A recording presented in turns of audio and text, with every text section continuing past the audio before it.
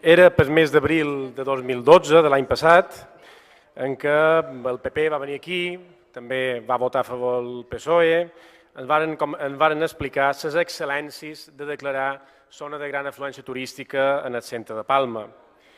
L'única conseqüència jurídica de declarar zona de gran afluència turística, ho dic perquè quedi clar, és permetre obrir els diumenges a les grans superfícies. No res més, és l'única conseqüència jurídica, permetre obrir a les grans superfícies els diumenges. Això és declarar zona de gran afluència turística al centre de Palma. Se va pactar així mateix, però, amb les associacions del petit i mitjà comerç, que durant el 2012 això se duria a terme com un experiment, i que en virtut d'una anàlisi de les dades real, objectiu, exhaustiu, s'ha determinat quin impacte havia tingut això en el sector comerç. Com ha anat aquest experiment? Un fracàs, un fiasco.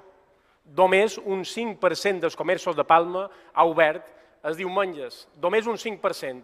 Aquesta mesura només ha afavorit a unes poques grans superfícies comercials de Jaume III i d'Esborn. Aquesta és la realitat i aquest és el resultat. I si hi ha unes altres dades, per favor ho demostrin. Això és el que han vist tots els ciutadans de Palma i aquestes dades són dels comerciants. Malgrat aquest fiasco, aquest fracàs absolut, vostès, sense anàlisi de dades fiables, reals, sense saber fins a quin punt el gran comerç, les grans superfícies han guanyat quota de mercat damunt els petits comerciants, sense saber això, sense consens ni en Bafedeco ni en Pimeco, sense cap tipus de consens, anuncien que per l'any que ve també demanaran la zona de gran afluència turística i no només això, que a més volen que sigui per tot l'any, no només entre abril i octubre, sinó per tot l'any. No tenen paraula, no són fiables, no els fa vergonya. Han enganat els petits comerciants, vostès varen quedar amb una altra cosa, tots érem, jo era aquí, i varen quedar amb una altra cosa. Com poden gestionar això així?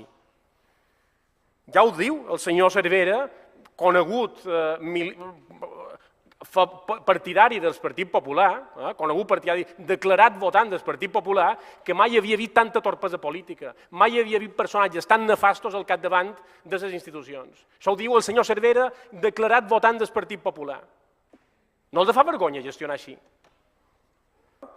Que hi ha hagut animació en els carrers i això és bo? Clar que és bo, això. Nosaltres estem a favor que hi hagi animació en els carrers, que hi hagi espectacles musicals, de dansa, que hi hagi oferta gastronòmica, que els museus estiguin oberts. Això és molt positiu i això s'ha de mantenir, és el que demanem en el nostre segon punt. Això s'ha de mantenir perquè fa més viva la ciutat i la fa més atractiva per als turistes. Amb això estem d'acord.